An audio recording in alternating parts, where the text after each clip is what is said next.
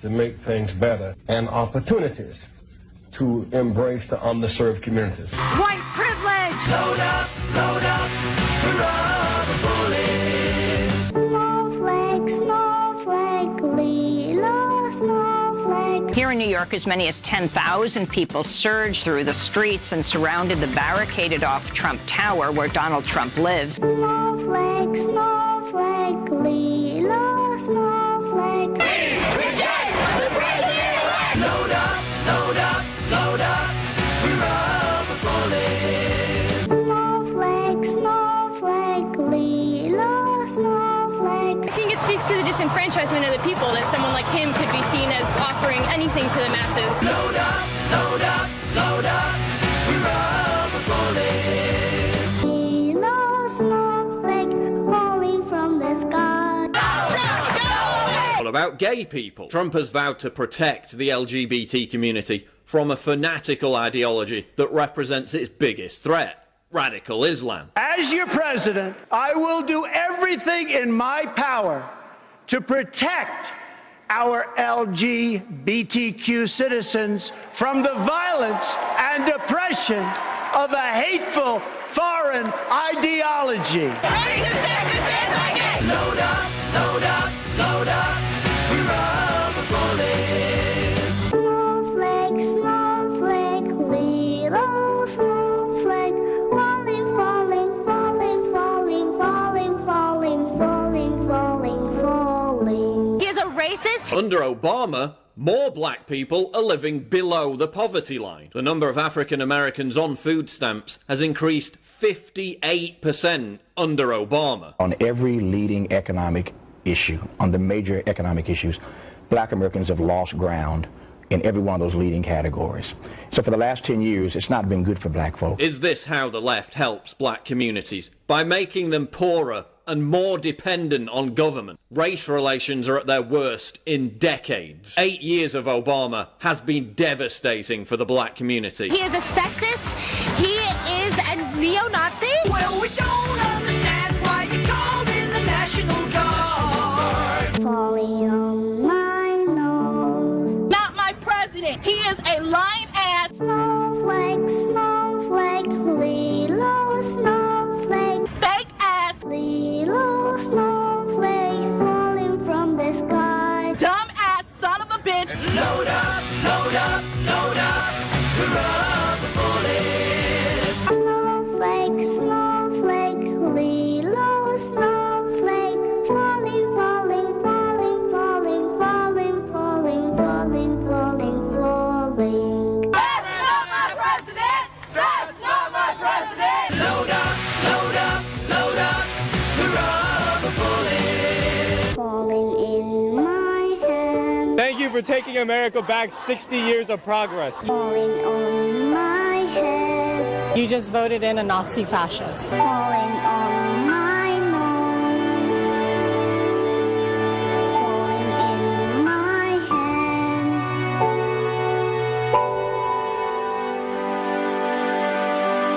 Snowflake, snowflake, Lilo, snowflake.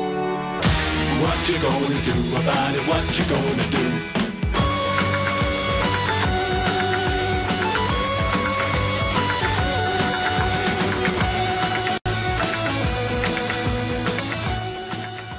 The following is a Nightside Radio Studios production.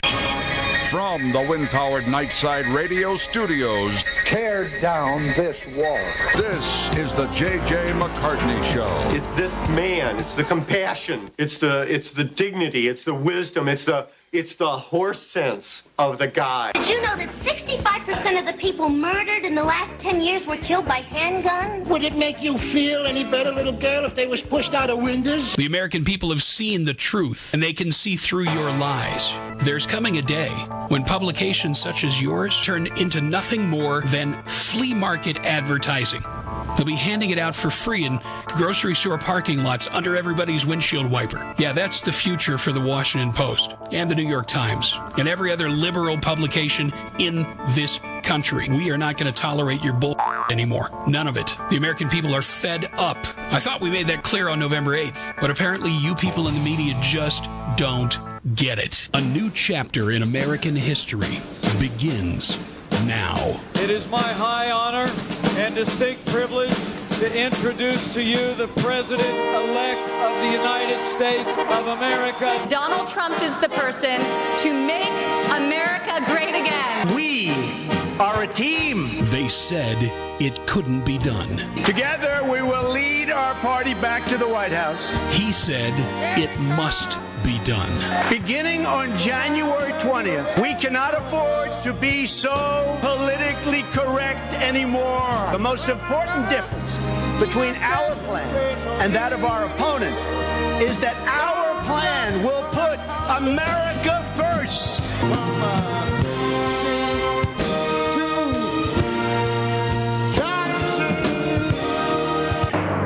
Here's J.J. McCartney. By golly, I sure am. And I want to welcome everybody to the Thursday edition of the J.J. McCartney Show on this 18th day of the year. And 2 days away from commemorating the 1-year anniversary of the inauguration of the great American president, Donald Trump. I just said it that way so that the snowflakes could get the full effect.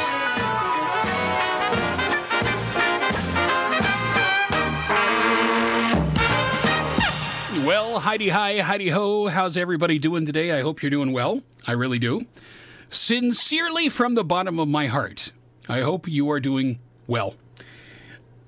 Folks, America, in spite of the snowflakes out there, in spite of the revisionists out there, in spite of the liars in the news media, which are, of course, the entire spectrum of the mainstream news media. And, the bottom line is the facts are the facts. And the facts favor President Donald Trump. This man is doing a fantastic job resurrecting the economy, literally bringing us back from the brink. And why people have a hard time giving the man proper credit for what he has done to improve the economy, to reignite the engine of American prosperity, American exceptionalism, American greatness. We have reestablished some things. And it didn't take 10 years. It didn't take 8 years. It didn't even take 2 years. As a matter of fact, it didn't even take 1 year.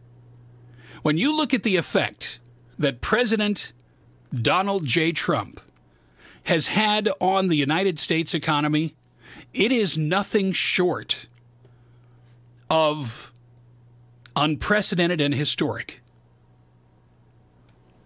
And if all you do is rely on the mainstream media to get your news, then you are deceiving yourself.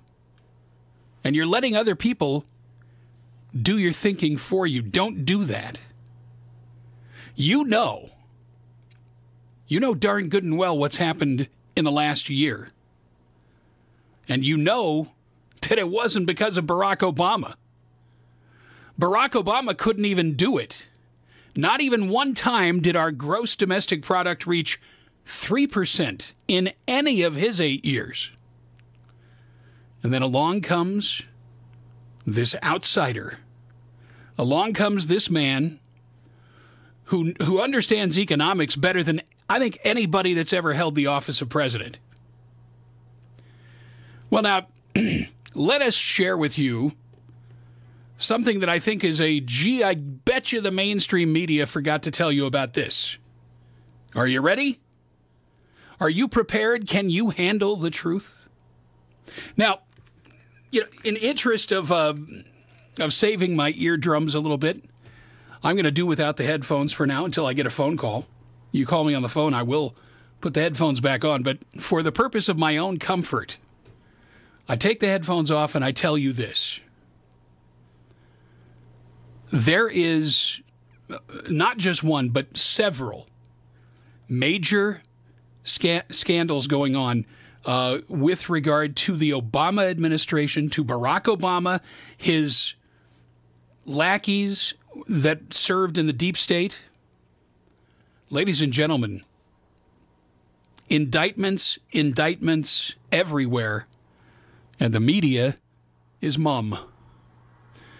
Democrats in Washington have expressed outrage over still unproven allegations that the Donald Trump campaign colluded with Russia in the 2016 U.S. presidential election to defeat their candidate, Hillary Clinton. Now, keep in mind, there is zero evidence of any of this. It has all been made up. Hillary Clinton and the Democrats spent hundreds of thousands of dollars with an outfit in Washington that hired the creator of the dossier. They did. Hundreds of thousands of dollars, and it was to basically, hey, former British intelligence dude, can you cook up a dossier? Doesn't have to have any facts in it. Just make up whatever. And then we'll present it as evidence, and then we'll go to the FISA court. We'll get warrants for wiretaps on the presidential campaign of Donald Trump during the election cycle. Well, there's something else that's even more egregious. And the reason I say it's more egregious is because this proves that there were never any rules in the Obama White House. You know, Democrats and their media allies have been virtually silent regarding evidence of interference by Democrat Barack Obama in Israel's elections in 2015. Last October, we found out from Joseph Farah at WorldNet Daily that the Obama administration spent money, taxpayer money, in 2015 to a nonprofit U.S. group that sought to prevent Benjamin Netanyahu from forming a coalition government to remain as prime minister. Now, a probe by the U.S. Senate Permanent Subcommittee on Investigations found that the Obama State Department gave $349,276 in U.S. taxpayer-funded grants to a political group in Israel called One Voice to build a campaign operation that subsequently was used to try to persuade Israelis to vote against Benjamin Netanyahu. Now, there's new information, according to the American Center for Law and Justice, that the Obama administration's intervention was even worse. ACLJ said in response to a Freedom of Information Act request that it uncovered a startling revelation.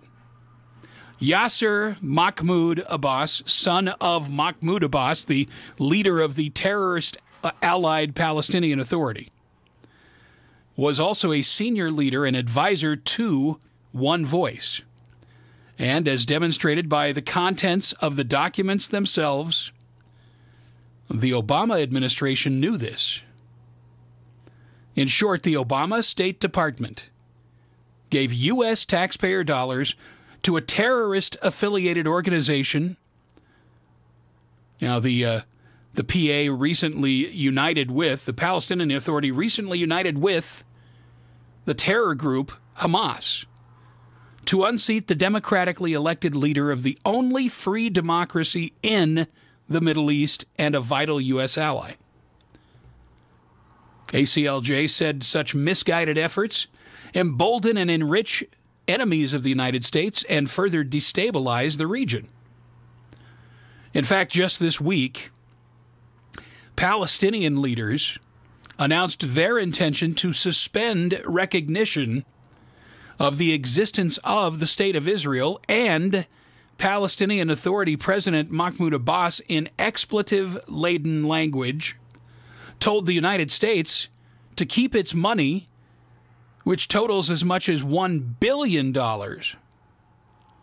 defiantly addressing his comments directly to the U.S. government. Abbas went on to exclaim,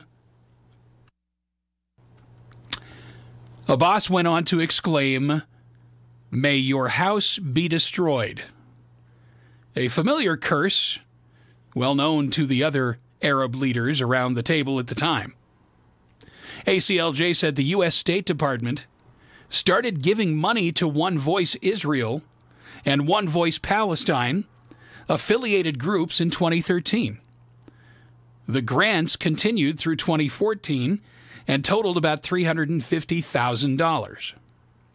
Now, One Voice told the Obama State Department that it planned to engage in electioneering, yet the Obama administration gave the organization the money anyway. Worse yet, the administration, even fully aware of One Voice's intentions, imposed no restrictions on the grant. Now, that freedom allowed One Voice to spend the money on social media and voter database work, and even hire a company to train activists. One Voice's objective was to replace the Netanyahu government. ACLJ said it tried unsuccessfully to get information about the financial contribution when Obama was in office and the administration's obstruction was upheld in court. In addition to the irony of a non-existent state refusing to recognize a legitimate nation, ACLJ said the great irony here is that Abbas's rhetoric, which now matches the Palestinian Authority's longtime actions, may prove to be his own regime's undoing, given its refusal to sever ties with terrorists and its clear appetite for violence and destruction rather than peace. We should give the Palestinian Authority exactly what it asks for, and we should keep our money. In fact, the Trump administration announced this week, get this, that it is withholding $65 million from a United Nations agency serving Palestinian refugees. The State Department notified the UN Relief and Works Agency that any additional U.S. donations will depend on changes in how the agency operates and is funded. In 2016, the United States donated $355 million to the United Nations Relief and Works Agency. And UNRWA, depends on that money because, of course, the United States is footing the bill for most of what the United Nations has done all these years. Now, the curb in funding came after President Trump tweeted on January 2nd that the U.S. gives the Palestinians hundreds of millions of dollars a year and gets no appreciation or respect. Over a year ago, Congress was looking into Obama's decision to secretly bankroll the effort to interfere in Israel's election. The probe followed an internal government report that found the State Department turned over the money and then deleted emails from government accounts detailing the relationship with a group called One Voice. Now, weeks earlier, reports from WorldNet Daily said that the Senate Permanent Subcommittee on Investigations concluded the Obama administration funded an effort to overthrow Netanyahu in Israel, one of America's closest and most ardent allies. explained Joseph Farah in the commentary. He said it's clear what was happening in this case. The United States government, in the hands of Barack Obama, intervened in a foreign election with the express purpose of impacting the results. The exact thing that the Democrats have accused Donald Trump of doing with Russia. The Obama administration was doing, undermining the elections in Israel. They're not telling you this at CBS or ABC or NBC or all the rest of the nonsensical pretenders in the lamestream media. They're not telling you any of this. Why do you suppose that is? Well, here we go, folks. Be sure you strap your seatbelt on very solidly. Keep your arms and your legs and your hands and your feet inside the vehicle at all times, because it's about to get real. It is about to get real. Now, folks, what is it they say about the news media? Well, here's what the news media thinks about themselves. Keep in mind, it was Mika Brzezinski on Morning Joe criticizing Donald Trump for the information that he was giving the American people through his tweets and such, and saying that he was trying to he was trying to change the basically change the messaging that the American people were getting. And then she snobbishly said, that is our job in the media. Yeah. You know, it's not their job to tell you the facts. It's not their job to respect your ability to draw your own conclusions. According to the mainstream media, it's their job to control the messaging. Now, what does that mean? What it means is that it's their job to loyally obey when Barack Obama or some other leftist gives them a direction on what to cover and how to cover it. Now, ladies and gentlemen, here's another tidbit of information we will share with you when we come back. You want indictments? You want to see indictments?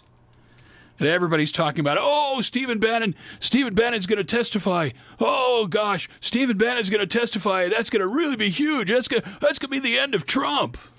Really? Is that what you really think? Ladies and gentlemen, when we come back, I'm going to tell you what's going on. And we're going to get Dr. Dave Janda back on the show soon. It's been a while since we've talked to Dr. Janda. And we're going to talk to him about things that are, at this point, unknown by the American people. And that has to do with a massive number of indictments. Massive number of indictments.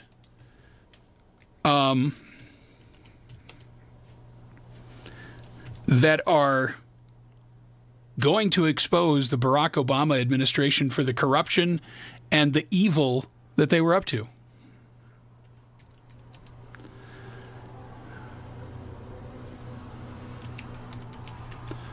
It's going to be great, folks.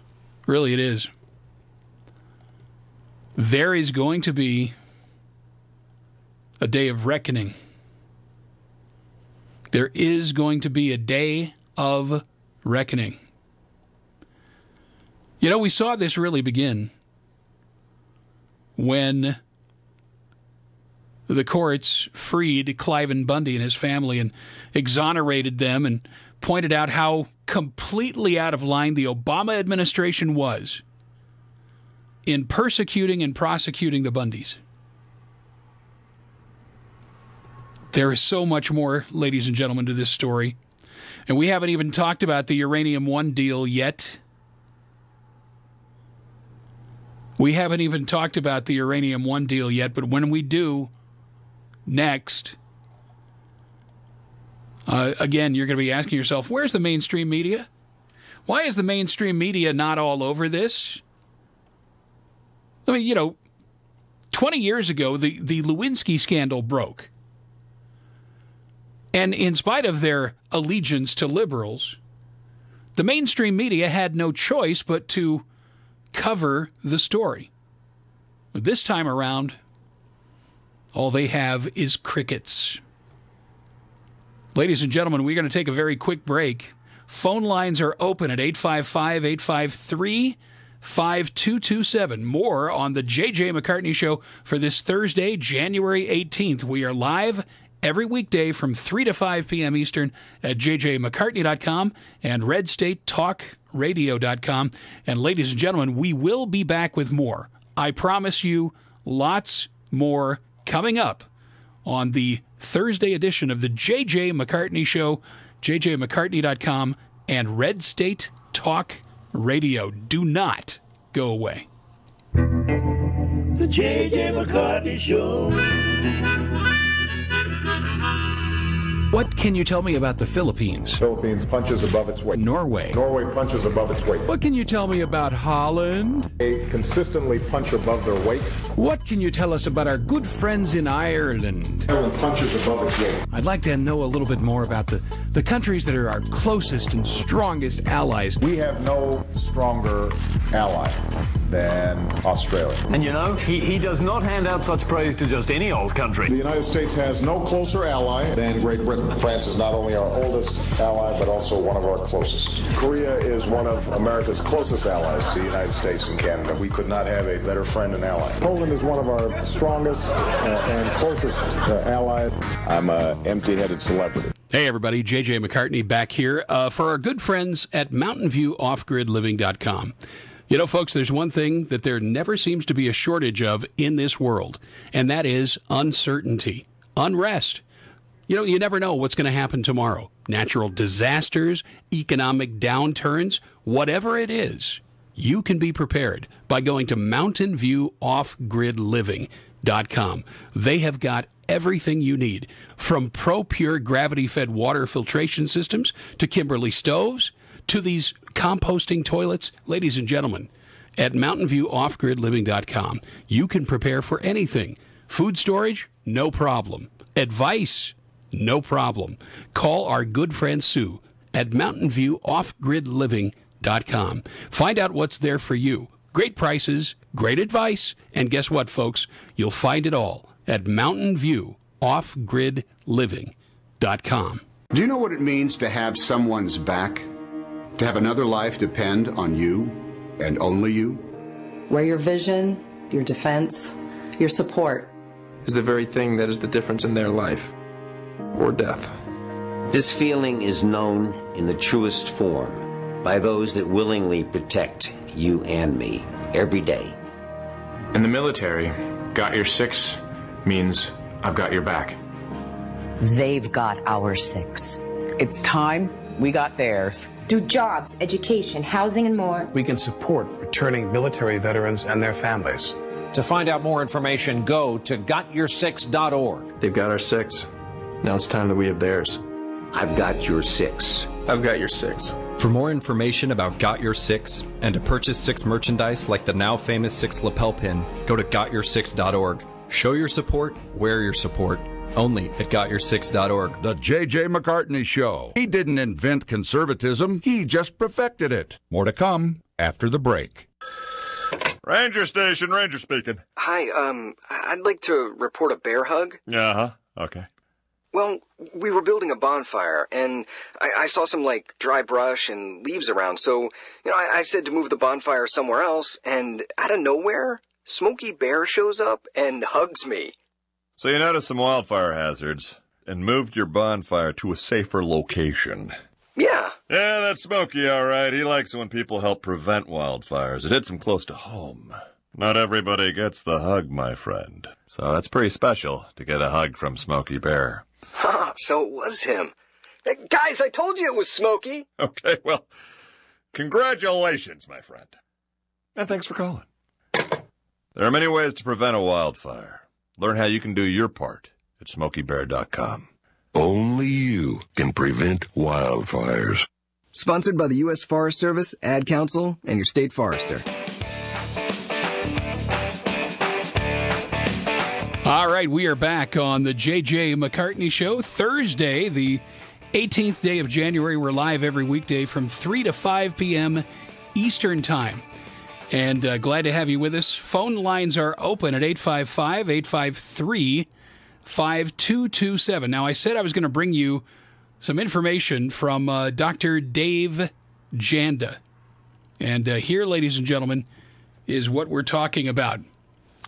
This actually came from Greg Hunter, written yesterday at well, let's see, where was that? USAWatchdog.com, in case you want to see the source material for yourselves. Here's what we're going to tell you. Dr. Dave Janda is a fellow radio host, a patriot who is a Washington outsider with insider contacts. We've had Dr. Dave on the show several times. Well, Dr. Dave Janda says a new Inspector General's report will be the beginning of the reset of the rule of law. And Dr. Janda explains James Comey, Loretta Lynch, Hillary Clinton are now in the crosshairs, and I believe, says Janda, that that's accurate. Many people believe that the Inspector General's report was not going to happen and was not going to be turned in. 1.2 million pages were delivered to Congress. Now, the reason why this report is important is, I believe, it will reset the rule of law in this country. The rule of law in this country has been abandoned. It has been massacred by the globalists. That was not by accident. It was by intent. The rule of law was used to persecute people that were freedom fighters and against the globalist system. They were shoved to the side, and the globalists, such as the Clintons, the Bushes, or the Obamas, or their puppets like George Soros, and all these people, these other puppets of the globalists, could act out the globalist game plan. Now, what the Inspector General's report says, I believe, and many people believe, will lead to a significant escalation of what the rule of law should be. And Janda goes on to say, the Inspector General's report is going to unearth collusion in the Justice Department and the FBI about the possible re-engineering of the election results in 2016. It will show that the illegal surveillance, not just of Trump, but of millions of Americans whose Fourth Amendment rights were violated. It's going to reopen the Clinton Foundation and their pay-to-play program. Uranium is just a part of that, and remember, 20% of the uranium production in the United States was delivered to Russia. The Inspector General's report will also open Hillary's emails. So are there going to be mass arrests and prosecutions?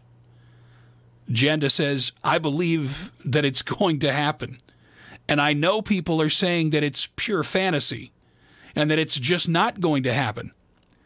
One of the most effective control mechanisms is the human trafficking pedophile situation. The media won't report on this because they are part of it. Look at the CIA's Operation Mockingbird, where they have infiltrated every aspect of the media to deliver the globalist message. They are complicit in it. There are big changes coming to Washington. And Janda says Americans cannot remain quiet. People cannot be bench players any longer. Everyone listening needs to be calling congressmen, senators, governors, and all they have to say is this: We're watching you. And we want you to finally do what is right for every person in this country. Now, folks, why is this important? Well, for years, as was noted in the article, for years, the rule of law has been treated like a big joke. The rule of law has been treated like a big joke. It really has. So now let's shift over to the National Review.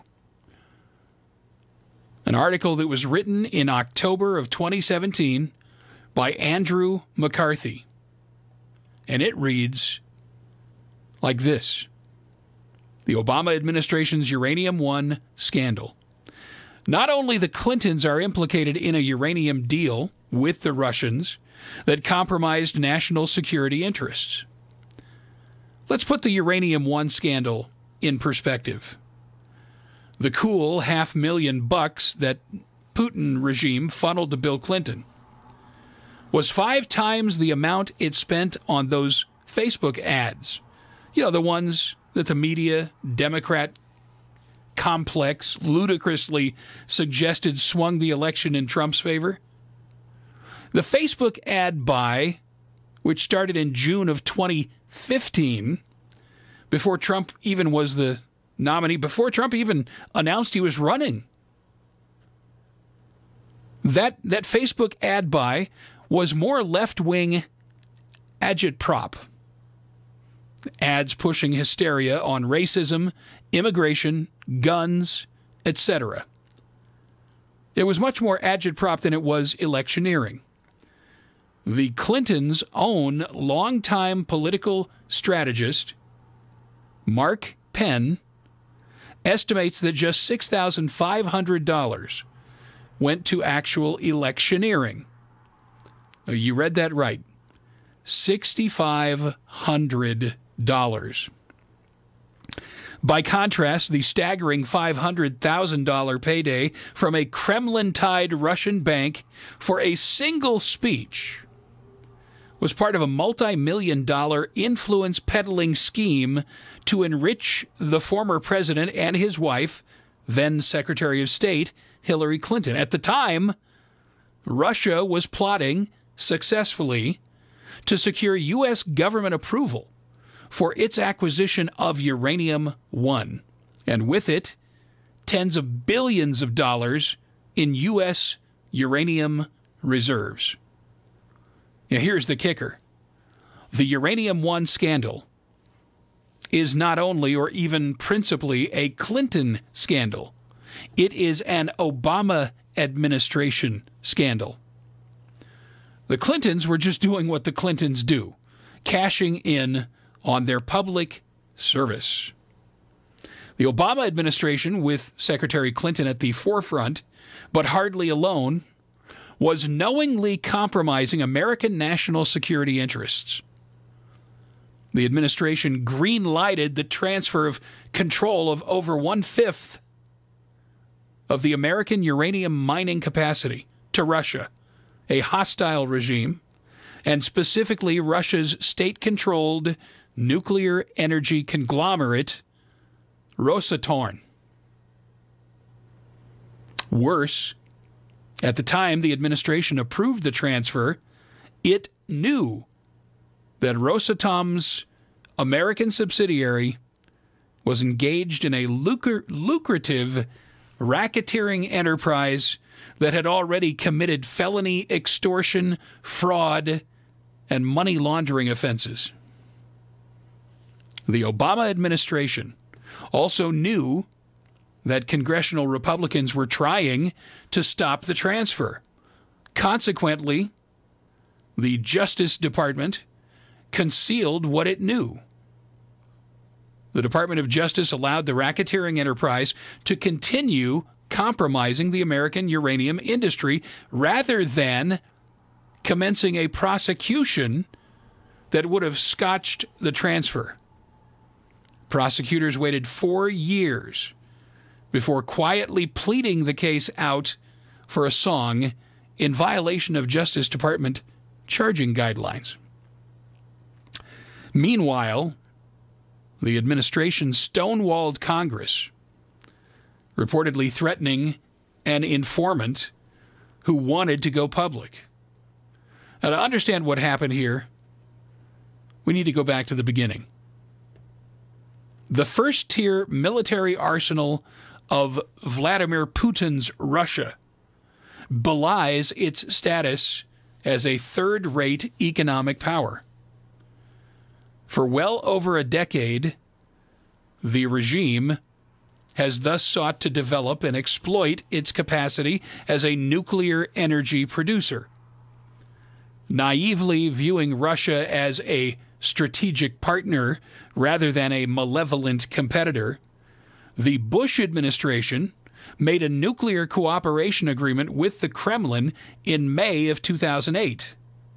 That blunder, however, was tabled before Congress could consider it. That's because Russia, being Russia, invaded Georgia. In 2009, notwithstanding this aggression, which continues to this day with Russia's occupation of let's see here. We're talking about Abkhazia and South Ossetia. President Obama and Secretary of State Hillary Clinton signaled the new administration's determination to reset relations with Moscow. In this reset, renewed cooperation and commerce in nuclear energy would be central. Well, there had been such cooperation and commerce since the Soviet Union imploded. In 1992, the administration of President George Herbert Walker Bush agreed with the nascent Russian Federation that U.S. nuclear providers would be permitted to purchase uranium from Russia's disassembled nuclear warheads after it had been downblended from its highly enriched weapons-grade level.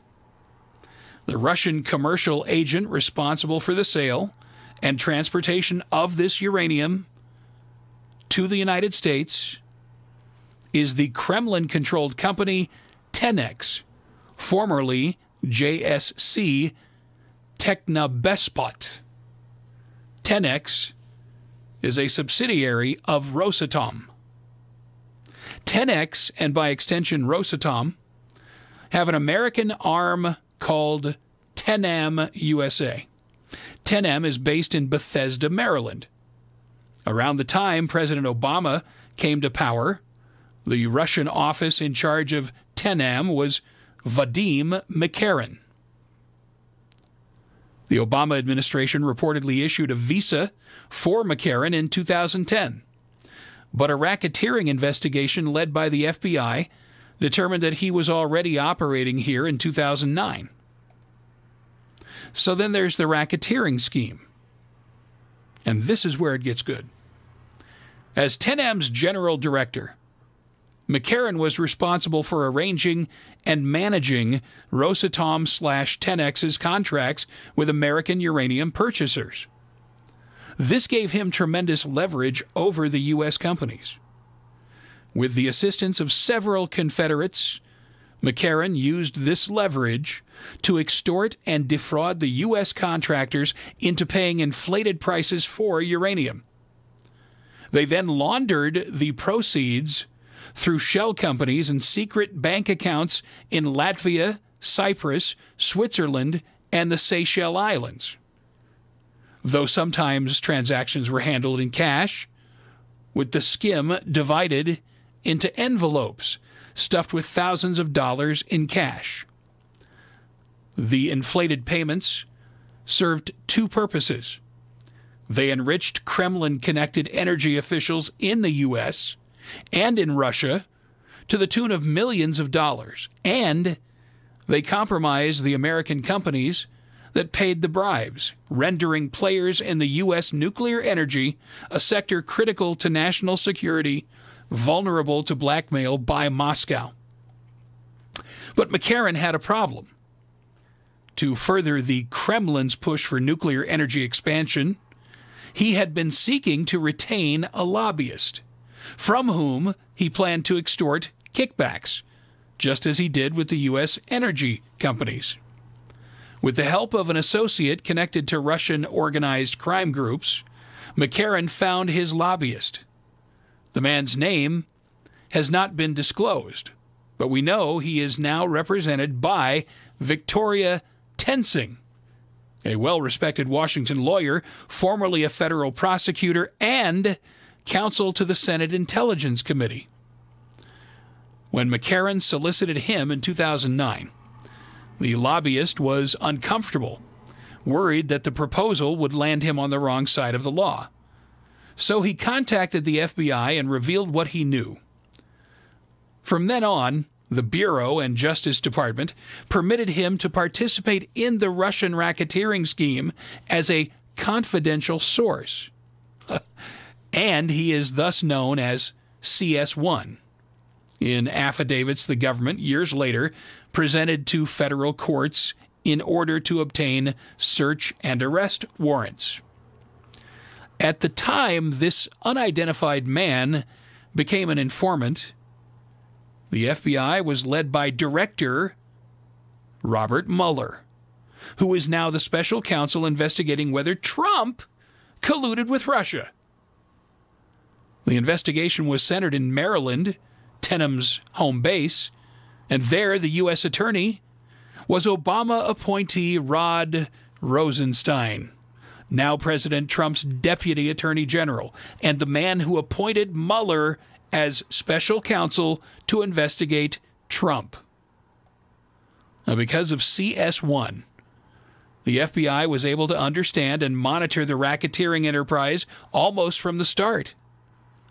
By mid-May of 2010, it could already prove the scheme and 3 separate extortion payments McCartney had squeezed out of the informant. Equally important, according to reporting by John Solomon and Allison Spahn in The Hill, the informant learned through conversations with McCartney and others that Russian nuclear officials were trying to integrate and ingratiate themselves with the Clintons. Now, there is no doubt that this extraordinarily gainful ingratiation took place. It was outlined about a year ago. The Clinton Foundation. Well, here's the suggestion that the Justice Department should be investigating the Clinton Foundation and its exploitation of Hillary Clinton's influence as Secretary of State as a potential racketeering case. In 2005, former President Bill Clinton helped his Canadian billionaire friend and benefactor Frank Giustra. He helped him obtain coveted uranium mining rights from Kazakhstan's dictator. The Kazakh deal enabled Giustra's company, called Eurasia Energy, to merge into Uranium One, a South African company, a $3.5 billion windfall. Giustra and his partners thereafter contributed tens of millions of dollars to the Clinton Foundation. Now, besides the valuable Kazakh reserves, Uranium One also controlled about 1/5 of the uranium stock in the United States. Alas, Vladimir Putin, the neighborhood bully, also wanted the Kazakh uranium. He leaned on Kazakhstan's dictator, who promptly arrested the official responsible for selling the uranium mining rights to Giustra's company. This put Uranium One's stake in jeopardy of being seized by the Kazakh government. As Uranium One's stock plunged, its panicked executive turned to the State Department, where their friend Hillary Clinton was now in charge. The State Department sprung into action, convening emergency meetings with the Kazakh regime. A few days later, it was announced that the crisis was resolved. Translation: the shakedown was complete. Russia's energy giant Rosatom would purchase 17% of Uranium-1, and the Kazakh threat would disappear, and with it, the threat to the value of the Clinton donors' holdings. For Putin, though, that was just a start. He didn't want a minority stake in Uranium-1. He wanted control of the uranium. For that, Rosatom would need a controlling interest in Uranium-1. That would be a tall order, not because of the Kazakh mining rights, but because acquisition of Uranium-1's American reserves required U.S. government approval. Uranium is foundational to nuclear power, and thus to American national security. As the New York Times explained in a report on the disturbing interplay between the Clinton Foundation and the transfer of American uranium assets to Russia, the United States gets a fifth of its electrical power from nuclear energy, but only produces a fifth of the uranium it needs. Consequently, a foreign entity would not be able to acquire rights to uranium in America without the approval of the Committee on Foreign Investment in the United States. The CFIUS is composed of the leaders of 14 U.S. government agencies involved in national security and commerce. In 2010, these included not only Secretary of State Hillary Clinton, who had cultivated a reputation as a hawk opposed to such foreign purchases, but Attorney General Eric Holder, whose Justice Department and its lead agency, the FBI, were conducting the investigation of Rosatom's ongoing U.S. racketeering, extortion, and money laundering scheme. In March of 2010, to push the Obama reset agenda, Secretary Clinton traveled to Russia, where she met with Putin and Dmitry Medvedev, who was then keeping the president's chair warm for Putin. Soon after, it emerged that Renaissance Capital, a regime-tied Russian bank, had offered Bill Clinton $500,000 to make a single speech, far more than the former president's usual haul in what would become one of his biggest paydays ever.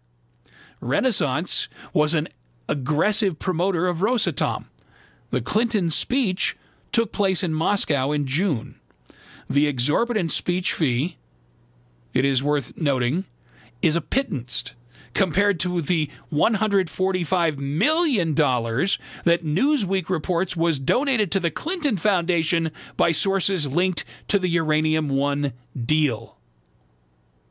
The month before the speech, The Hill reports, Bill Clinton told his wife's State Department that he wanted to meet while in Russia with Arkady Dvorkovich, who, in addition to being a top Medvedev aide, was also a key Rosatom board member. It is not known whether the State Department gave clearance for the meeting. The question appears to have become moot since the former U.S. president met directly with Putin and Medvedev. You'll be comforted, I'm sure, to learn that aides to the Clintons, those pillars of integrity, assure us that the topics of Rosatom and Uranium-1 never came up. Meanwhile, congressional opposition to Russia's potential acquisition of America's uranium resources began to stir. As Peter Schweitzer noted in his essential book, Clinton Cash, The Untold Story of How and Why Foreign Governments and Businesses Helped Make Bill and Hillary Rich. 4 senior House members, steeped in national security issues: Peter King, Republican, New York; Ileana Ross-Lehtinen, Republican of Florida; Spencer Backus, Republican of Alabama; Howard McKeon, Republican of California, voiced grave concerns, pointing out the Rosatom deal had helped Iran, America's sworn enemy, build its Bushehr nuclear reactor. The members concluded that the takeover of essential U.S. nuclear resources by a government-owned Russian agency would not advance the national security interest of the U.S. Republican Senator John Barrasso objected to Kremlin control of uranium assets in his state of Wyoming, warning of Russia's disturbing record of supporting nuclear programs in countries that are openly hostile to the United States, specifically Iran and Venezuela at the time. The House began moving a bill expressing disfavor of the Congress regarding Obama's revival of the nuclear cooperation agreement that Bush had abandoned. There's so much more, ladies and gentlemen, and it's going to have to wait until the next hour. We simply can't squeeze it all in the first hour of the show today. Certainly, I have to take a break because I've been doing all the talking today. Phone lines are open, 855-853-5227. Folks, this scandal, if the rule of law had been upheld, this scandal would have brought down the Obama administration. If the Justice Department was interested in rule of law, if the FBI, the CIA, the NSA, and God knows who else had put duty before lining their own pockets, then this scandal would blow anything else that's ever happened in the history of America out the window. Watergate, please. This scandal, ladies and gentlemen, is absolutely the most serious breach of national security by an administration in the history of the United States. Everything else pales in comparison to this deal. And the fact that the Clintons made hundreds of millions of dollars, the fact that the Clintons have a long history of money laundering, misappropriation of funds, as well as accommodating trafficking of cocaine and all manner of fraud. And this, first of all, it's a miracle that America survived the Obama administration. It really is. Because I believe it was Obama's goal from day one to bring America to its knees. And I believe that continues to be his goal. So ladies and gentlemen, please get those phones ready. Get your dialing fingers ready. Next hour, we'll conclude this story, and then we'll get into talking about the whys of it and what should happen to these people that, obviously betrayed the national interest of the United States while claiming to serve in our government and swearing an oath to protect and defend the Constitution from all enemies, foreign and domestic. I think it's very clear to see that during the Obama administration, that never happened. There was never any defending the Constitution from all enemies, foreign and domestic. And the reason for that is because the enemies were the ones running the administration. Barack Obama, Hillary Clinton, Eric Holder, Loretta Lynch, what's her name? Valerie Jarrett.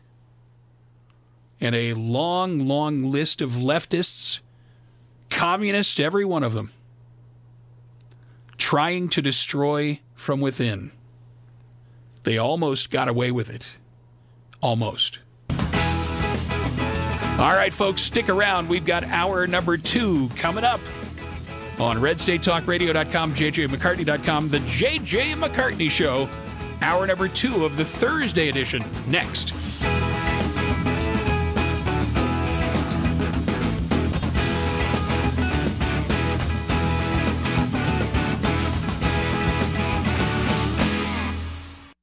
Are these the first volleys in America's next civil war? He's not a tough guy. He's a bully and he's a bitch. He's a punk. He's a dog.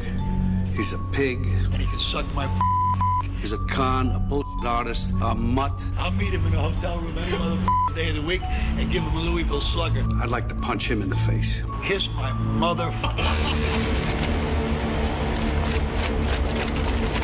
Which side of the aisle is really spewing hateful rhetoric?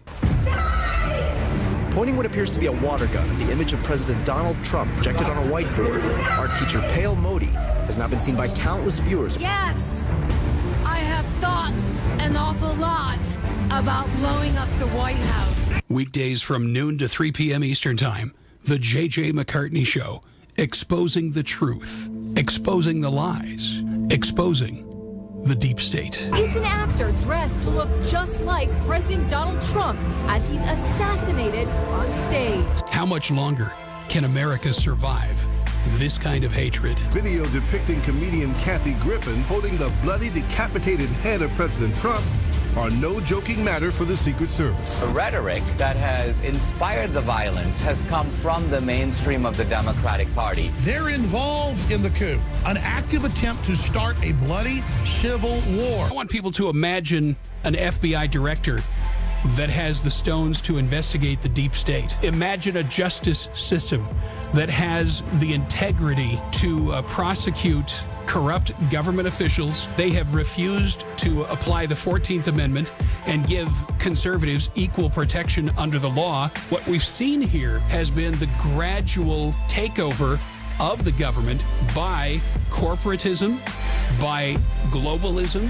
They have wrested control of our government away from the citizenry and put it in the hands of a few special interests. And these special interests are as evil as the day is long. We finally do have a president who has the integrity to do this. We finally do have a DOJ who has the integrity to do this. We know that we have people around the president who not only have the integrity, but have the information and the contacts to get everything done you just said. And you say, well, why aren't they doing it? Everything you're seeing on the news, that's what it's about. That's what this investigation's about. That's what calls of impeachment are about. That's what the globalist attack against Trump is about. That's what the hearings are about. That's what the allegations of Russian spying are about. It's about keeping them off point, keeping them off the agenda, keeping them off task. A lot of what you're watching happening right now, and the misdirection and the complete trying to keep Trump off target goes to that birth certificate. The worst crime in American history was perpetrated against America under the regime of Barack Obama. The media is complicit. Congress is complicit. Federal law enforcement apparently has been complicit. We've got a CIA whistleblower, Dennis Montgomery, whose attorney, Larry Klayman, put it all over the internet the other day that he has said that all of this spying that's been going on American people, that it resulted in manipulation and collusion with judges, Supreme Court justices, congressmen, etc., that James Comey was involved in it, that he was at the top of it. All of this stuff you're seeing about Donald Trump's with the Russians, Donald Trump needs to be impeached, Donald Trump, this is a smokescreen to keep our eyes off of what really happened and what's really going on. And America had better wake up to this, JJ. Your federal government, your federal law enforcement agencies, our federal intelligence agencies, your federal government in toto has been compromised. The fact that Donald Trump has arrived and said, I'm not going to go along with the status quo anymore, is the cause for alarm for these people on the left. And ultimately, Carl, is it possible that yesterday was simply the first shot fired in an impending civil war between two irreconcilable ideologies? I don't want our children and grandchildren to see or to participate or to fall victim to such a thing. I don't want our nation to go through such a thing. I don't know that we could survive that. Like Abraham Lincoln's Gettysburg Address, when he said, now we are engaged in a great civil war, testing whether that nation or any other nation so conceived and so dedicated can long endure. I mean, God's people, we need to pray. We need to not be afraid to speak truth. Weekdays from noon to 3 p.m. Eastern Time, The J.J. McCartney Show. Exposing the truth, exposing the lies, exposing the deep state. Live from the Nightside Radio Studios. This is the J.J. McCartney Show. Are you better off than you were 4 years ago? Mr. Gorbachev, tear down this wall. Coming to you from Nebraska by way of Alaska. Here's J.J. McCartney. All right, thank you, Marcus, and welcome back, everybody. It's hour number 2 of the Thursday edition of the J.J. McCartney Show. We want to welcome everybody at redstatetalkradio.com. Thanks for joining us. Those of you watching on YouTube, hello to you, and thank you for being with us today. Toll-free phone lines open, 855-853-5227. And we've got more to come on the Uranium One deal. And what might come of this investigation now that we have President Donald Trump. And I believe that, maybe, just maybe, the reason we haven't heard anything from Jeff Sessions of late, maybe, just maybe, they are putting together a case. Maybe, just maybe, they haven't been terribly vocal about it, but who knows? A sweetheart plea deal came along, and that's what made this case disappear from the national spotlight. Even though the FBI had an informant collecting damning information and had a prosecutable case against McCartney by early 2010, the extortion racket against American energy companies was permitted to continue into the summer of 2014. It was only then that finally McCartney and his Confederates were arrested. Why then? Well, this is not rocket science. In March 2014, Russia annexed Crimea. Vladimir Putin also began massing forces on the Ukrainian border, coordinating and conducting attacks, ultimately taking control of territory. Clearly, the pie-in-the-sky Obama reset was dead. Furthermore, the prosecution of McCartney's racketeering scheme had been so delayed that the Justice Department risked losing the ability to charge the 2009 felonies because of the 5-year statute of limitations on most federal crimes. Still, a lid needed to be kept on the case. It would have made for an epic Obama administration scandal and a body blow to Hillary Clinton's presidential hopes if, in the midst of Russia's 2014 aggression, public attention had been drawn to the failure 4 years earlier to prosecute a national security case in order to protect Russia's takeover of U.S. nuclear assets. The Obama administration needed to make this case go away without a public trial, if at all possible. Think about this.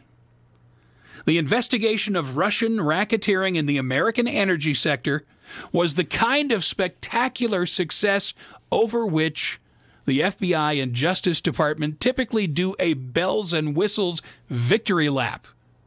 The big self-congratulatory press conference followed by the media-intensive prosecutions. And, of course, more press conferences. But in this case, crickets. As The Hill reports, the Justice Department and FBI had little to say when McCartney and his co-conspirators were arrested. They quietly negotiated guilty pleas that were announced with no fanfare just before Labor Day.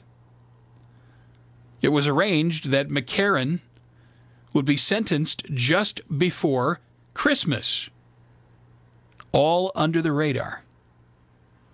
How desperate was the Obama Justice Department to plead the case out? Well, here, Rosenstein and Holder will have some explaining to do.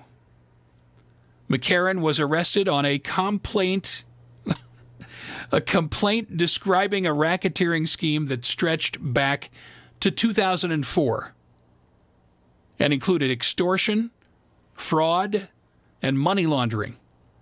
Yet, he was permitted to plead guilty to a single count of money laundering conspiracy. Except it was not really money laundering conspiracy. Under federal law, that crime, that is Section 1956 of the Penal Code, carries a penalty of up to 20 years imprisonment, not only for conspiracy, but for each act of money laundering. But McCartney was not made to plead guilty to his charge. He was permitted to plead guilty to an offense charged under the catch-all federal conspiracy provision, Section 371, that criminalizes agreements to commit any crime against the United States. Section 371 prescribes a sentence of 0 to 5 years in prison. The Justice Department instructs prosecutors that when Congress has given a federal offense its own conspiracy provision with a heightened punishment, as it has for money laundering, racketeering, narcotics trafficking, and other serious crimes, they may not charge a Section 371 conspiracy. Section 371 is for less serious conspiracy cases. Using it for money laundering, which caps the sentence way below Congress's intent for that behavior, subverts federal law and signals to the court that the prosecutor does not regard the offense as major. Yet, that's exactly what Rosenstein's office did. In a plea agreement, his prosecutors co-signed with attorneys from the Justice Department's fraud section. You look in the Hills reports, the third document embedded at the bottom titled McCartney Plea Deal. No RICO, no extortion, no fraud, and the plea agreement is careful not to mention any of the extortions in 2009 and 2010, before CFI-US approved Rosatom acquisition of U.S. uranium stock. McCartney just had to plead guilty to a nominal money laundering conspiracy charge. Now, this insulated him from a real money laundering sentence. Thus, he got a term of just 4 years incarceration for a major national security crime, which, of course, is why he took the plea deal and waived his right to appeal, sparing the Obama administration a full public airing of the facts. Interestingly, as the plea agreement shows, the Obama DOJ's fraud section was then run by Andrew Weissman, who is now one of the top prosecutors in Robert Mueller's ongoing special counsel investigation of suspected Trump collusion with Russia. There was still one other problem to tamp down. That was the informant, the lobbyist who alerted the FBI to the Russian racketeering enterprise back in 2009. He wanted to talk, specifically, as his attorney, Mr. Tensing, explains, the informant wanted to talk to Congress, tell what he knows about what the FBI and the Justice Department could already have proved in 2010 when CFI-US signed off on Russia's acquisition of American nuclear material, and about what he'd learned of Russian efforts to curry favor with Bill and Hillary Clinton. But he was not allowed to talk. It turns out, the lawyer explains, that the FBI had induced him to sign a non-disclosure agreement. The Justice Department warned him that it was enforceable, even against disclosures to Congress. Because, you know, the FBI is opposed to all leaks and disclosures of confidential investigative information, right? Except those initiated by the FBI, of course. Yeah, the FBI really cares about leaks. Now, in addition, when the informant was primed to file a federal civil lawsuit to recover his own losses from the scheme, he claims that the Justice Department threatened him with prosecution, warning that a lawsuit would violate the non-disclosure agreement. The Hill reports that it has obtained emails from a civil lawyer retained by the witness, which describe pressure exerted by the Justice Department to silence the informant. What a coincidence. That was in 2016, the stretch run of Hillary Clinton's presidential campaign. Ladies and gentlemen, the fact that the Clintons and the Obamas and the Lynches and the Jarretts and the Holders are walking around free today in America is a travesty of our justice system. It is a travesty of the Constitution. It's a travesty of the rule of law. Absolutely. The facts, as we know them, paint a picture that is really like none other we've ever seen in terms of the corruption in the American government. And can I just say this regarding the Obama regime, regarding the Obama presidency? Can I just say this? I told you so. I told everybody I knew, everybody I could find, everybody that I could find to listen, everybody that I could find to listen, that if Barack Obama were the president, that this kind of thing would become, and especially choosing Hillary Clinton as his Secretary of State. I mean, this was going to be a disaster, and it was. Let me ask you a question. Was America safer at the end of Barack Obama's presidency than it was at the beginning of Barack Obama's presidency? Is America's economy better off than it was? Was America's economy better off? Did our deficit rise or fall? Our national debt more than doubled under Barack Obama. And as IQ al-Rassouli said yesterday, he promised to cut it by 50%.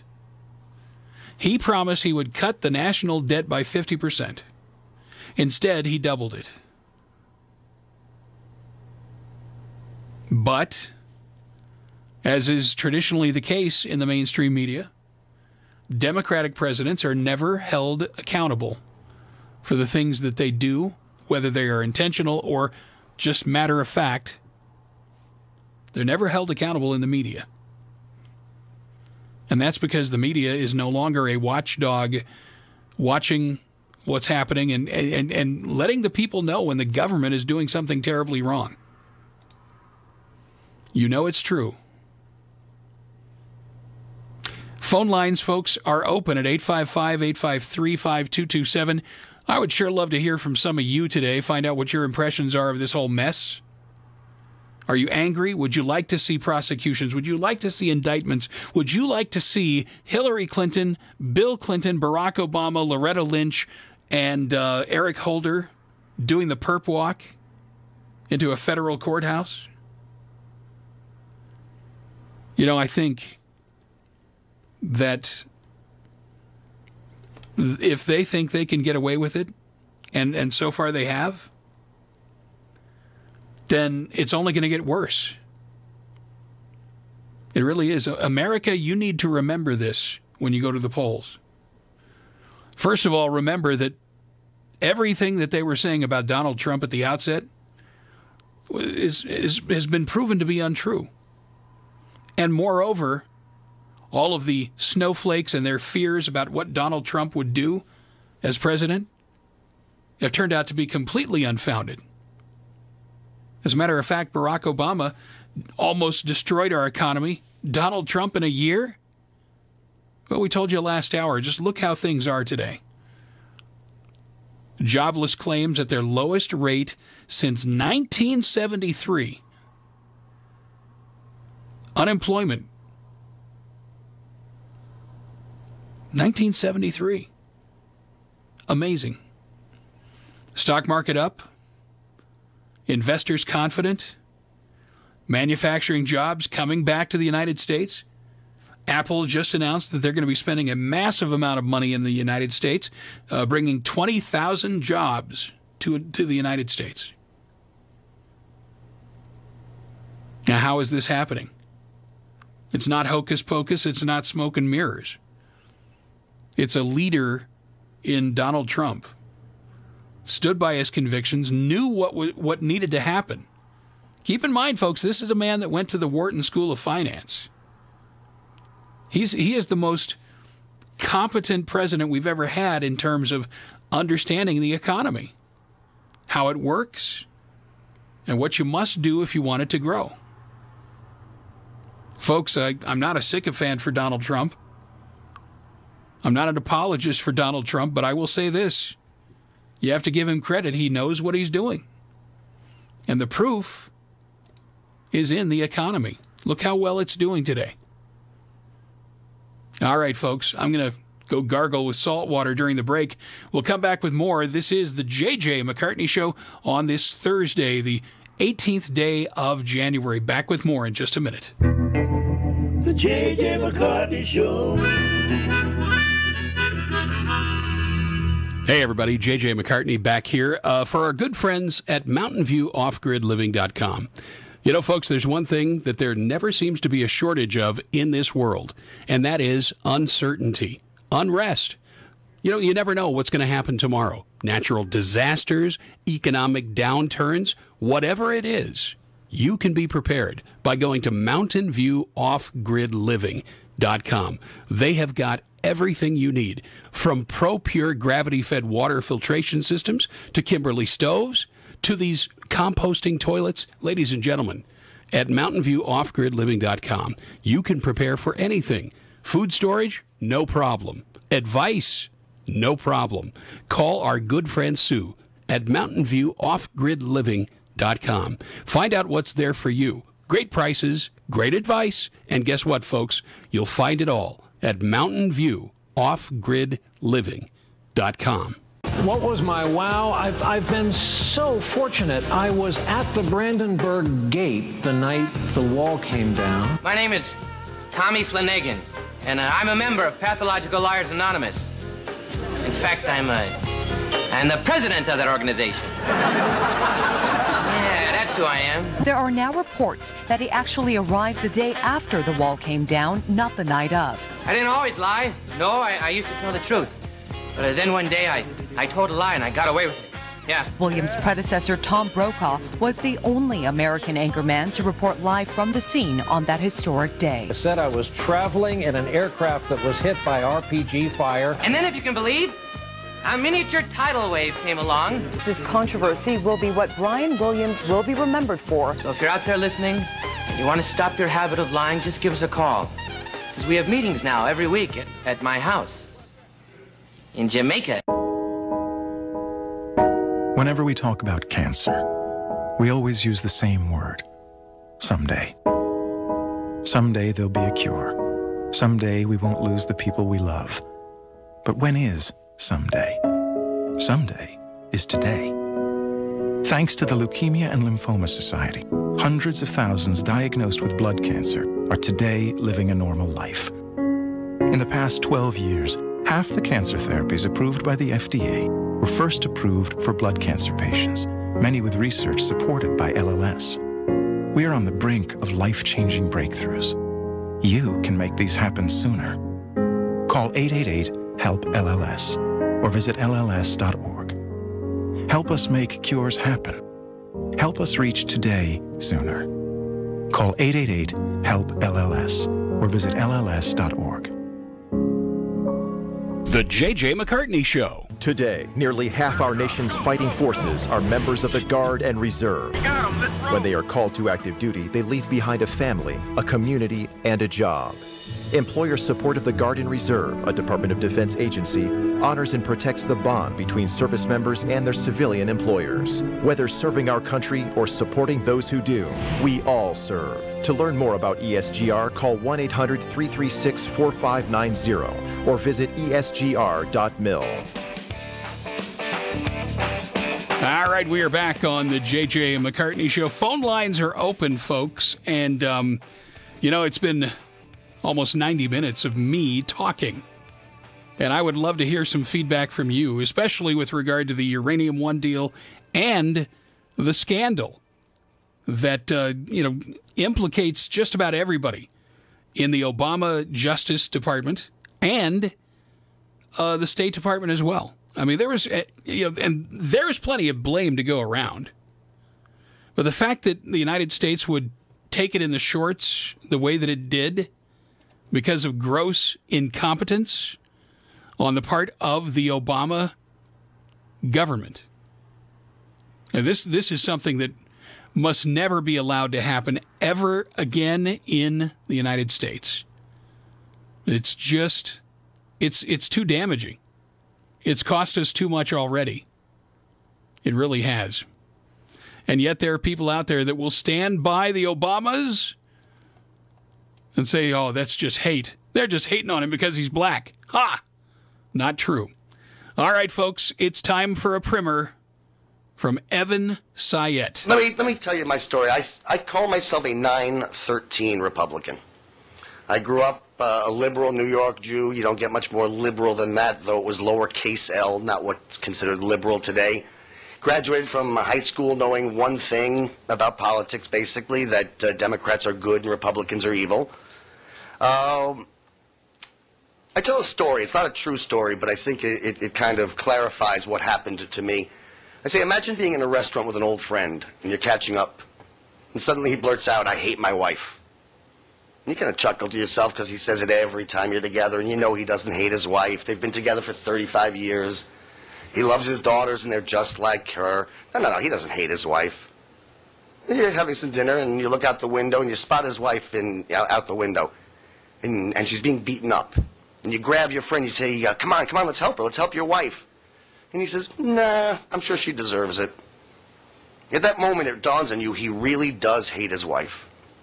Well, that's what 9/11 was to me. I would hear my friends from the left say how evil and horrible and racist and imperialistic and oppressive America is, and I'd laugh to myself, they always say that. They love America. And then on 9/11, we were beaten up. And I grabbed him by the collar. I jumped up and said, come on, let's help her. Let's help America. And they said, no, she deserves it. And at that moment, I realized they really do hate America. And it began me on what's now a 5+ year quest to try to understand the mindset. How could you possibly live in the freest nation in the history of the world and see only oppression? How could you live in the least imperialist power in human history and see us as the ultimate in imperialism? How can you live in the least bigoted nation in human history and, as Joe Biden said, see racism lurking in every dark shadow?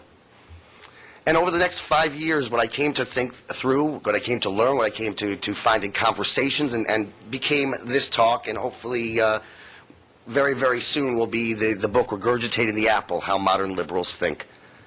See, I've got to assume that just about everybody in this room agrees that the Democrats are wrong on just about every issue.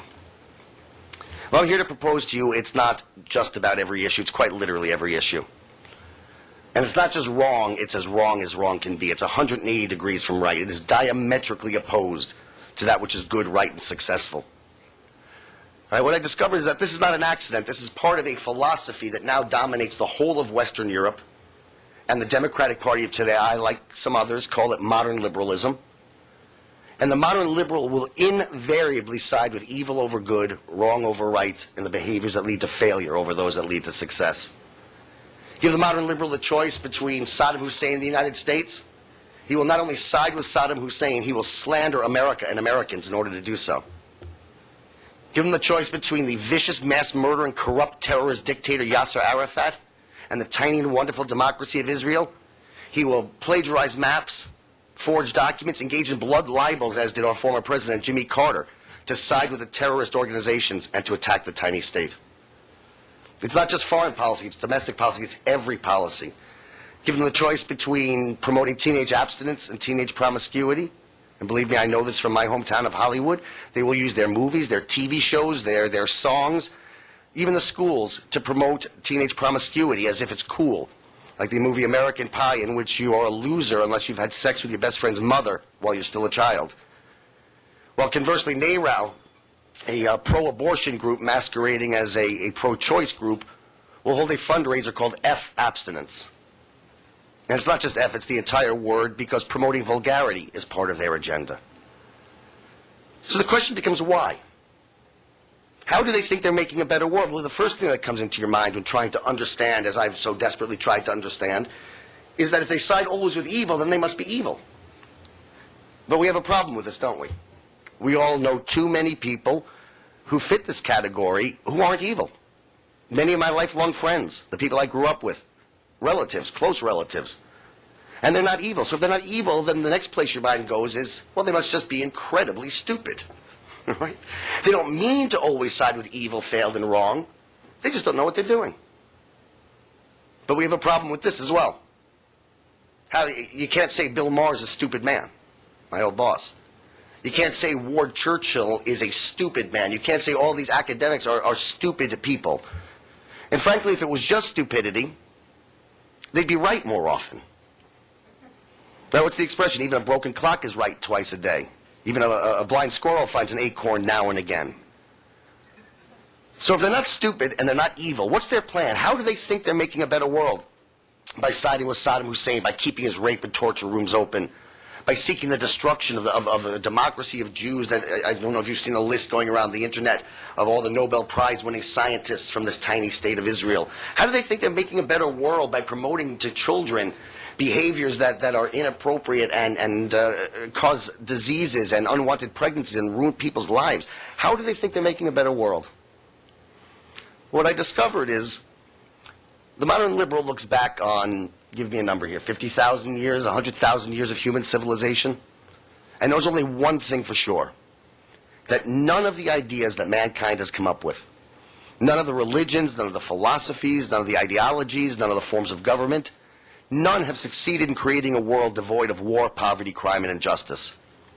So they're convinced that since all of these ideas of man have proved to be wrong, the real cause of war, poverty, crime, and injustice must be found. It can only be found in the attempt to be right. See, if nobody ever thought they were right, what would we disagree about? If we didn't disagree, surely we wouldn't fight. If we didn't fight, of course, we wouldn't go to war. Without war, there'd be no poverty. Without poverty, there'd be no crime. Without crime, there'd be no injustice. It's a utopian vision. And all that's required to usher in this utopia is the rejection of all fact, reason, evidence, logic, truth, morality, and decency.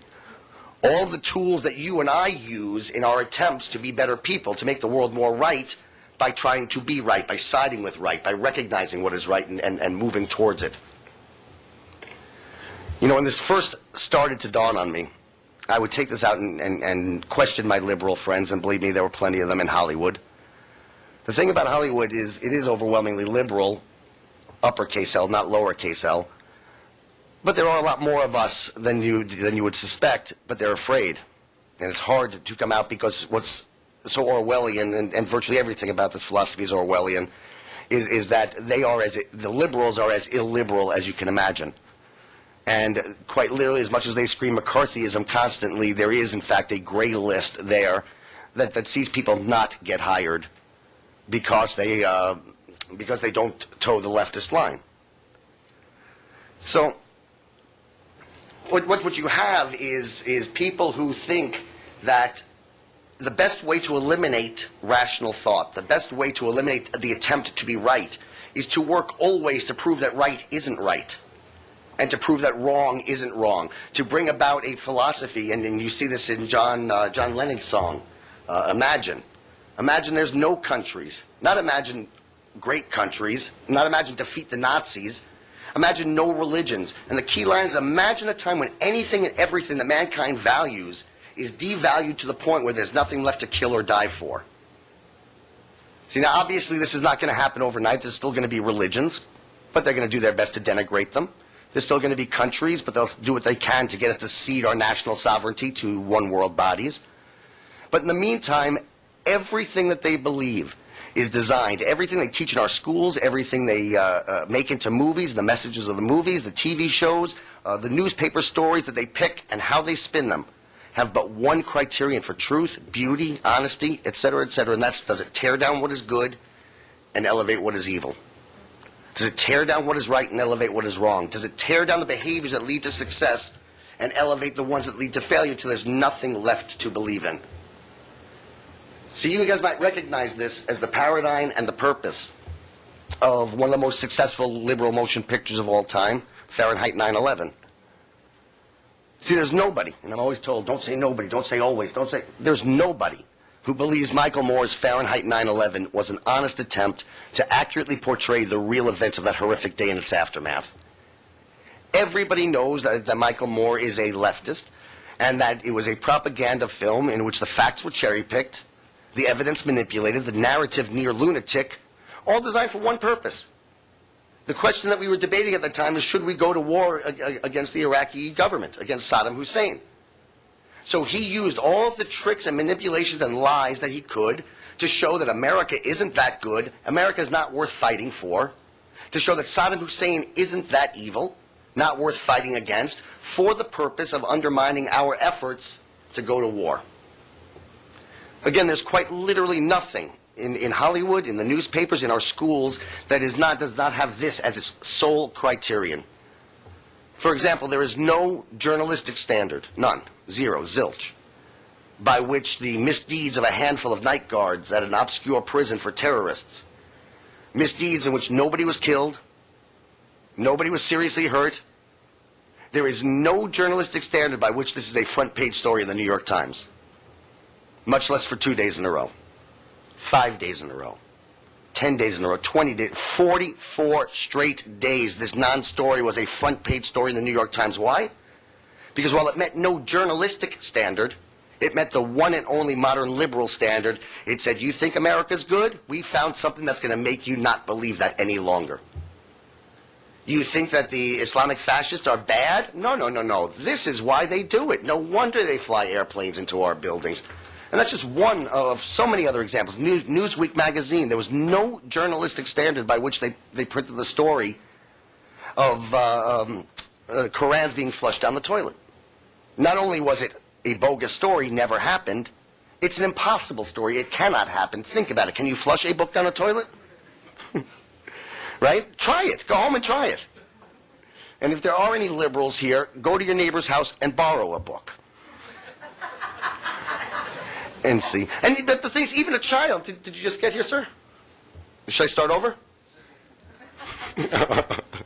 At any rate, even a 5-year-old would know that you can't flush a book down the toilet the first day that he plays that puzzle at school. You can't fit a square peg into a round hole. So why did Newsweek run with a story that was not only bogus, that failed to meet even the most obvious logic? I mean, as I say, it's an old expression. You can't fit a square peg into a round hole, because nothing matters to them. There is no standard, because a standard would require them to say something is better than something else, which goes against this entire philosophy. It met the one and only criterion of truth to Newsweek, which was that it attacked America and justified the Islamic fascist terrorists. And you see this, the same thing's true in the art world. There is no artistic standard. There's no aesthetic criterion by which, forgive me, a jar of urine with a cross in it is beautiful. There's no aesthetic criterion by which the curators of the museum said, yeah, take down the Monet and put up the urine.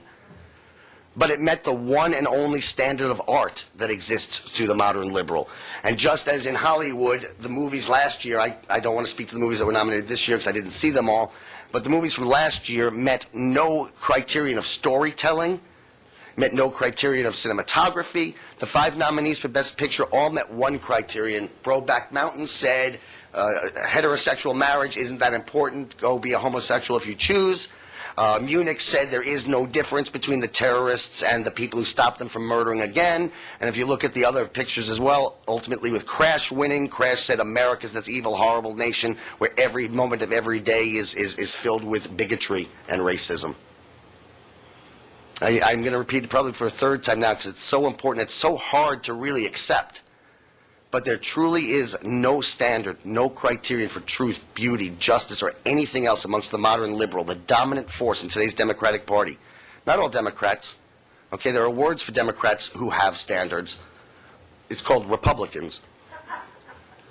And it's true. I mean, there are a good many of us who have come to become Republicans and then conservatives. And even not, there are some who are still Democrats. Tammy Bruce is a lesbian feminist, former president of NOW's largest chapter, who recognizes, well, you know what, at a minimum standard, let's stop the people who want to hack off our heads. That's a starting point. There are people who get it.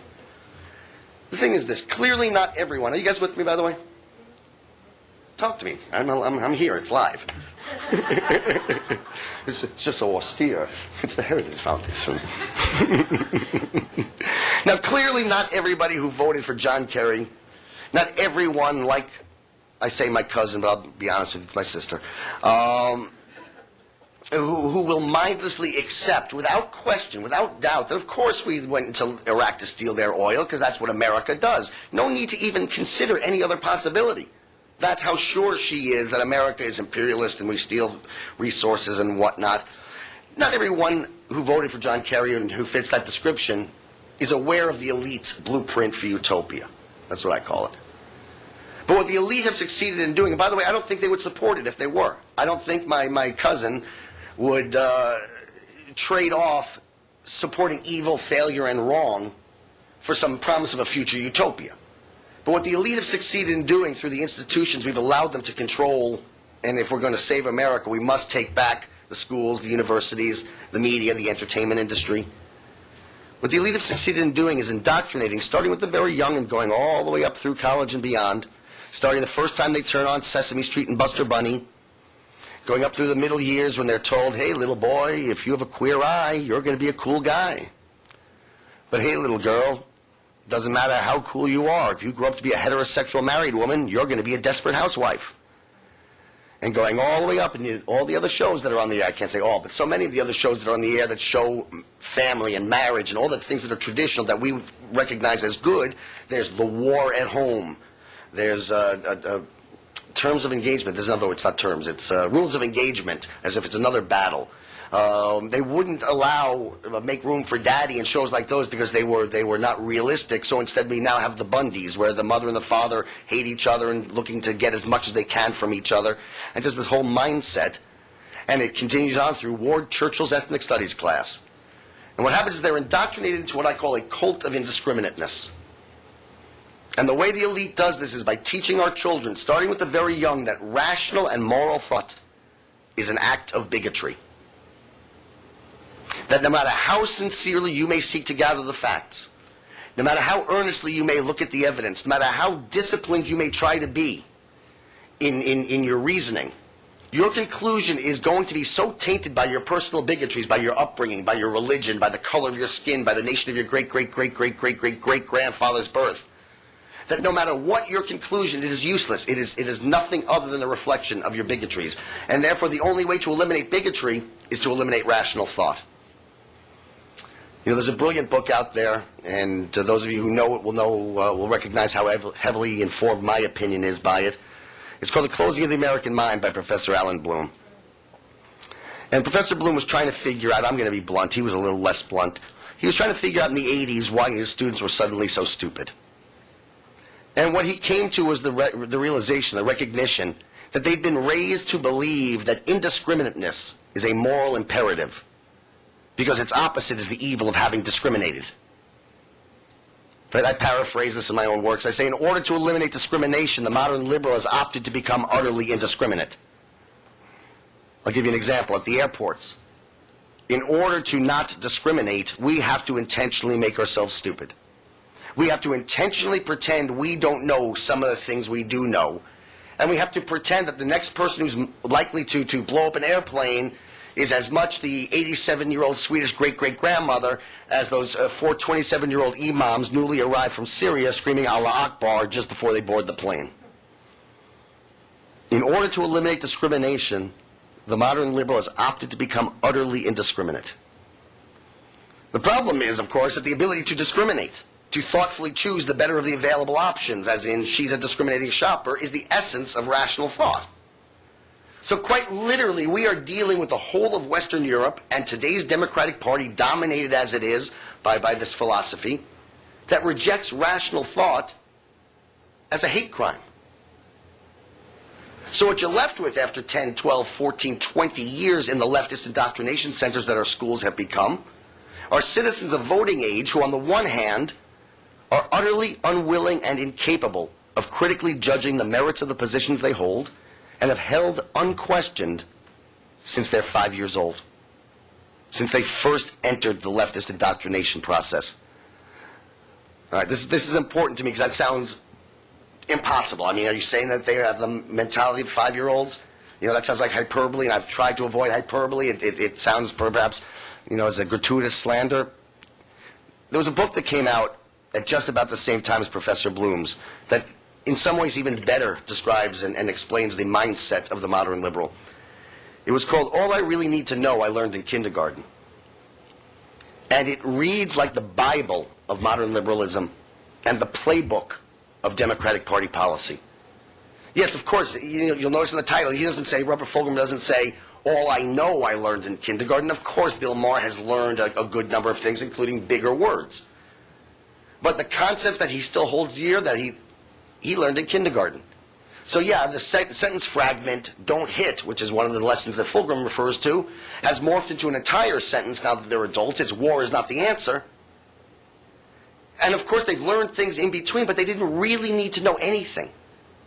Because even though they know about, I'm going to say Ward Churchill, Neville Chamberlain, even though they know about Neville Chamberlain, they know about what happens if you appease evil, they don't really need to know it, because knowing it or not knowing it would not have changed the position they have now and have held unquestioned since they're 5.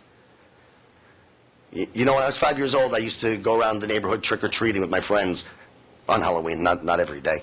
And and we'd have in one hand a bag for candy, and the other hand a little box with a slit on top for nickels and dimes and pennies for UNICEF, for the United Nations. Right? Because at 5 years old, the United Nations is a terrific thing. Don't hit, talk. Another lesson for Robert Fulghum is share everything. Well, yeah, we'll share power, we'll share our wealth, we'll pay for the United Nations, let's talk things out. What a lovely, wonderful thing. Then you turn 10, 15, 20, and you learn some things about the United Nations that change your opinion. You learn about the corruption. You learn about the anti-Semitism. You learn about they ran away from the genocide in Rwanda, have done nothing about the Sudanese genocide. In fact, made the Sudanese members of the Human Rights Commission while they were committing this genocide. And you and I change our position because these are things we really need to know. Yet they will maintain their 5-year-old's position, their belief that the United Nations is this great, wonderful thing, and completely ignore everything they've learned since. And quite literally are locked into, there was a song that came out at about this time. It was called Goodbye Stranger by a group called Supertramp, because, you know, being a tramp is super. And in it, this guy and this girl hook up, and they shack up together for a couple of weeks, and apparently things are pretty wonderful until she says something like, honey, we've run out of food, why don't you go to the supermarket, and we can do this for another week or two. He says, I should go shopping? You know, no, that's not my paradise. No, I'm leaving. And as he's walking out the door, he says to her, now, I believe that what you say is the undisputed truth, but I have to see things my own way just to keep me in my youth. And ladies and gentlemen, that sums up the liberal mindset. They're all stuck in Peter Pan mode. I don't ever want to grow up. I don't ever want to think like a grown-up. And what you have is complete generations of morons raised on either coast that never really graduate from middle school. You look at the ideas that these people come up with, and it's like it's bad student counsel is what it amounts to. It's like this whole idea, well, don't hit. Well, what do you do when somebody hits you? Over and over and over again. How sound is your philosophy when somebody is beating you senseless? Or someone you care about? I mean, what good does your Pollyanna view of the world do when there are evil people trying to kill you? You know, the points that Evan Sayet made in this speech, and this was given back in, I want to say 2005, maybe 2006.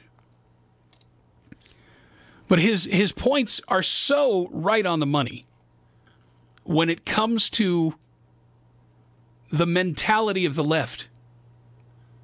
They never, ever want to face things as adults. It frightens them to think that they might actually have to be responsible.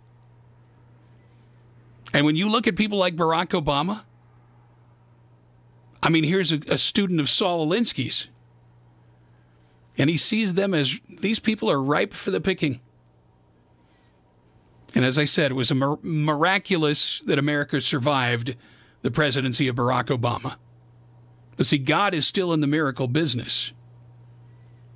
And while, you know, some people look at Trump and they say, I can't stand the way he talks, can't stand the way he tweets, he's so immature.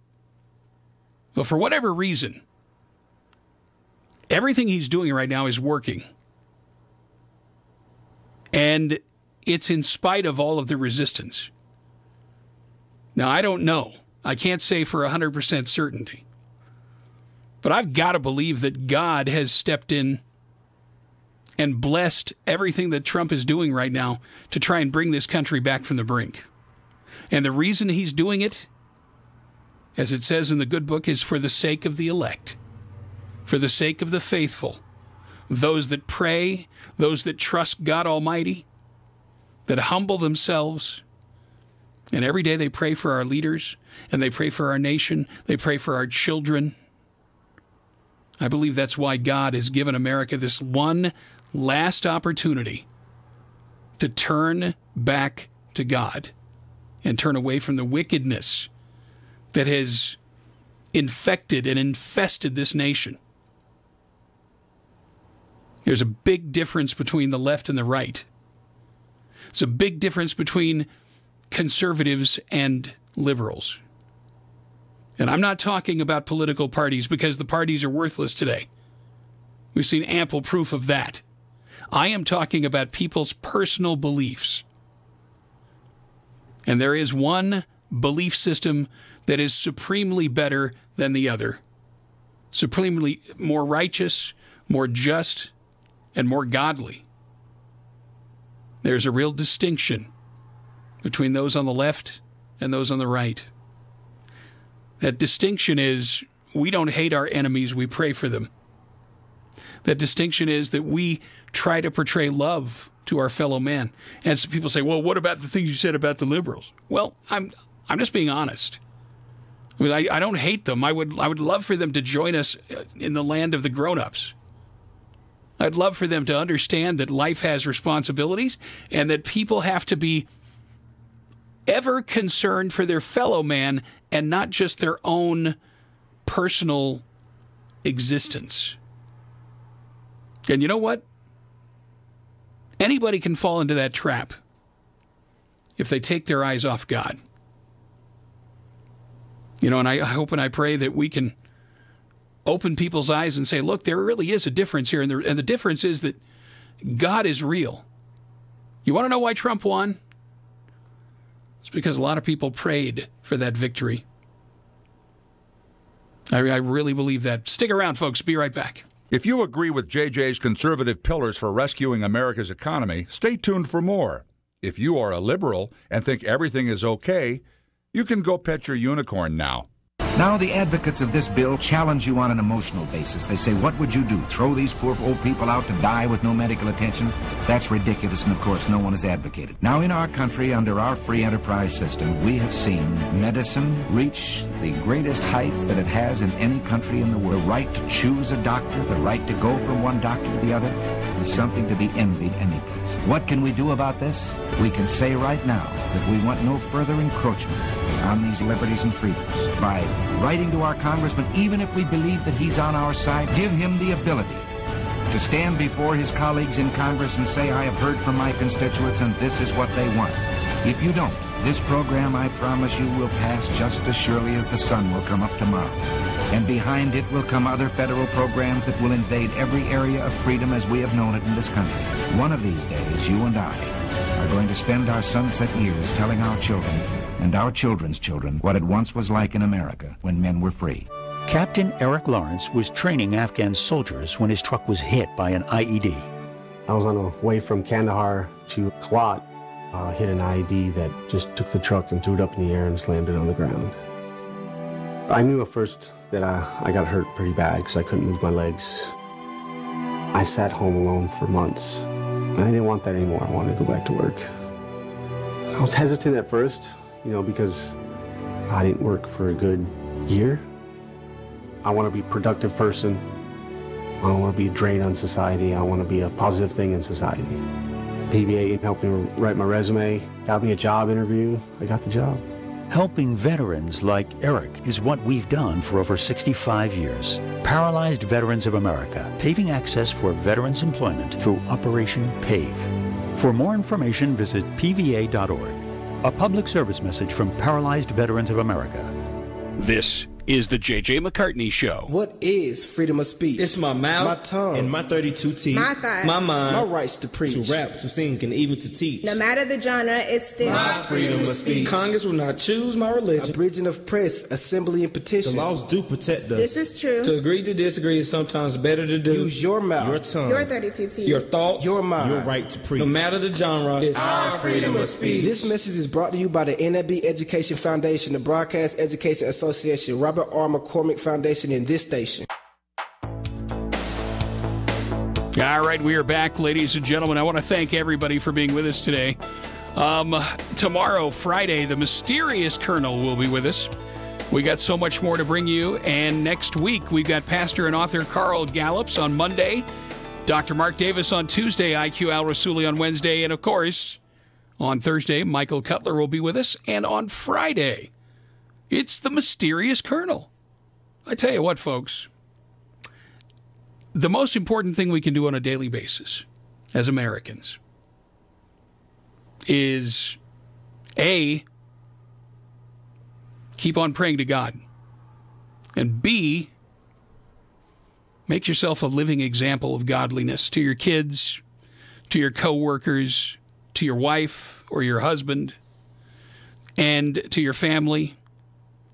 Let them see a changed human being, somebody that has changed for the better, somebody that loves deeply, somebody that has compassion, somebody that has forgiveness in their heart, and somebody that understands that when it comes to faith and morality and right and wrong, there is a difference. There really is. I hear a lot of people say, well, there's two things you never want to talk about, and that's politics and religion. Pardon me, but on this program, there's two things I absolutely want to talk about, and that's politics and religion, because there is a big difference between those on the left and those on the right. It's the difference between the sheep and the goats, ladies and gentlemen. Study up on that in your Bible. We'll maybe have a quiz next week. Let me tell you this, you do not want to be a goat. You need to be a sheep. Obey your master and hearken to his voice. And guess what, folks? When I say hearken to his voice, well, his voice is delivered to your soul through the Bible.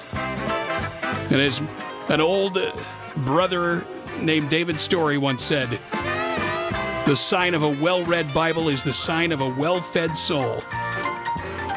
Ladies and gentlemen, the American people need to rediscover that treasure that is in the Bible and understand that it was all written for their benefit. We need to remember as we move on in these days in the United States